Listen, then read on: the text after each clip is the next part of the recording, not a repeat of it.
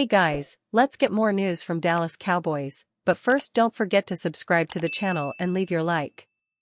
Chris Perkins, Dolphins and Cowboys, in a way, are similar teams fighting the same narrative. You've seen that well-known Spider-Man meme where he's looking at himself and pointing. In a sense, that's the Miami Dolphins and Dallas Cowboys as they head into Sunday's showdown at Hard Rock Stadium. Both teams have 10-4 records. Both teams carry a narrative that they can't beat quality teams. Miami hasn't beaten a team that currently has a winning record. Dallas has beaten one team that currently has a winning record. Both teams hate that narrative, but either team can ignore that. It's the narrative that will be most prominent when these teams meet. It's the narrative that the winning team will both joyfully and derisively reference after the game. They'll throw it in the face of critics a day or two after saying it was irrelevant and they didn't pay it any attention. The truth is they did pay attention, and they do pay attention. Narratives will rule this game. Neither Miami nor Dallas can escape the narratives, because the narratives essentially make them the same team, fighting the same battle. Both teams are high-scoring. Miami is number 1 in points per game, Dallas is number 2. Both teams play good defense. Miami is number 5 in total defense, Dallas is number 6. Both teams have high-quality quarterbacks, Tua Tagovailoa for Miami, Dak Prescott for Dallas. Both teams have a high-quality number 1 wide receiver, Tyreek Hill for Miami, CeeDee Lamb for Dallas. Oh, and both teams have legitimate Super Bowl aspirations. But it's that narrative of both teams not being able to beat good teams that stands out. Coach Mike McDaniel instructed his players to tell media members who inquire about that narrative, or the narrative of this game is for playoff seeding, or the narrative Miami has a tough 3-game finish, to F off. I didn't test those instructions in the locker room Wednesday. I wish I would have. It's not that I wish to have a Dolphins player hurl a curse word my way, that hasn't yet happened this season. I wish I would have tested McDaniel's theory because I think players are very concerned with those narratives. Safety Deshaun Elliott mentioned to me before the Kansas City game that he was aware the Dolphins struggled against good teams. Cornerback Eli Apple mentioned to me after last Sunday's New York Jets game that the Dolphins have games remaining against Dallas, Baltimore, and Buffalo. Narratives are dominating this season for the Dolphins. Quarterback Tua Tagovailoa, in the role of Surly Tua, a guy who I enjoy very much, mentioned a bothersome narrative Wednesday. Tagovailoa is aware of the narrative that he isn't any good without wide receivers Hill or Jalen Waddle. He sarcastically and mockingly went off on that narrative Wednesday, saying he doesn't care about narratives, that he doesn't pay attention. But in the process he also showed he cares greatly about that narrative by saying, "I keep receipts." Prescott is likely thinking the same thing. He was dogged by critics who said he threw too many interceptions a year ago when he totaled 15. Players can't ignore narratives. I understand why McDaniel told his players not to comment on narratives this week. Most of the narratives are negative. But neither Miami nor Dallas will ignore them.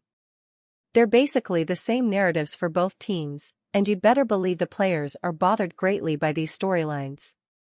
Sunday's game is a matchup between two teams, Miami and Dallas, that are struggling to find regular season and postseason credibility, two teams that hammer average and below-average teams but have struggled against good teams. Both teams hate that narrative, and one team has been instructed not to talk about it. That's fine. Players, specifically Dolphins players, are highly aware of the narratives. Look at each team's schedule, and then look at the standings. Miami and Dallas, in a small sense, are looking in the mirror this week. They've both struggled against good teams. That's the narrative. It won't change before Sunday. And for one team, Sunday will only make that narrative worse. Tyreek, Zach Martin and how many stars sitting out?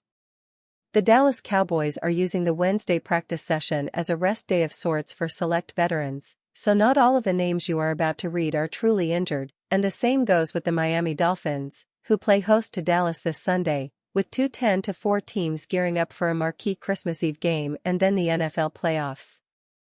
But the injury practice report for the day, from both team HQs, is a lengthy one. To wit, Among the missing Cowboys, Zach Martin, Tyron Smith, DeMarcus Lawrence, Jonathan Hankins, and Malik Hooker. Among the missing Dolphins, Raheem Mostert, Devon Achane, Tyreek Hill, Xavier Howard, and as one report phrased it, the entire starting offensive line. Tyreek is a serious issue headliner here, as he's trying to come back from an ankle injury that kept him out of last week's 30-0 win over the Jets. Said Miami head coach Mike McDaniel of the DNP for Hill, an MVP candidate, "That's not any indication of left or right. It's more just us trying to make sure that we have all cylinders go." Meanwhile, Zach Martin registers as that guy for the Cowboys, as he exited Sunday's 31-10 loss to the Buffalo Bills early with a quad contusion. "A fluke thing, I guess," said the 8-time Pro Bowler Martin of his quad injury. "I'm hoping, this week, to treat it and get it ready to go on Sunday.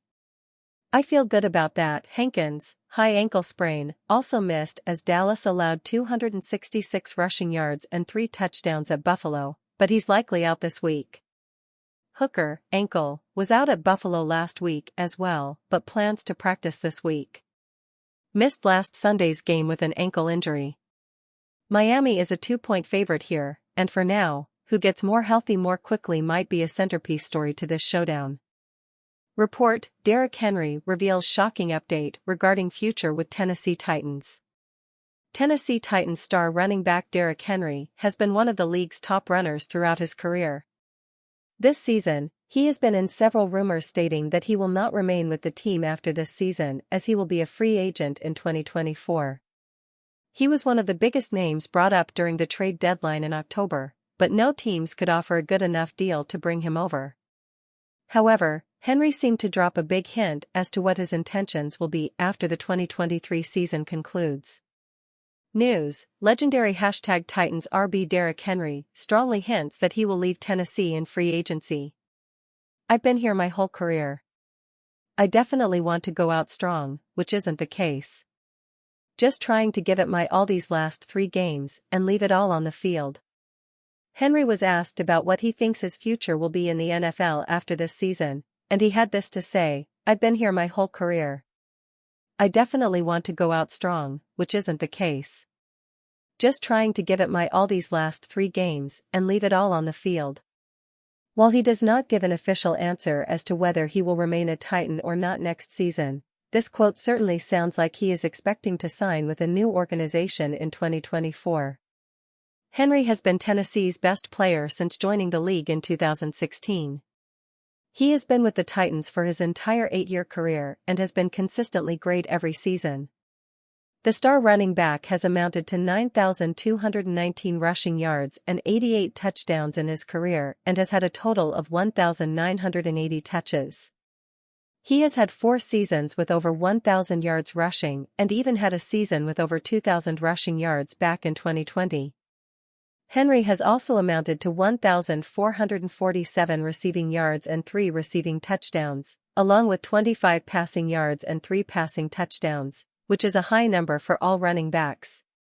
Henry was in recent trade talks with the Baltimore Ravens during the peak of the NFL trade deadline this season, and a deal was reportedly finalized for him to leave Tennessee.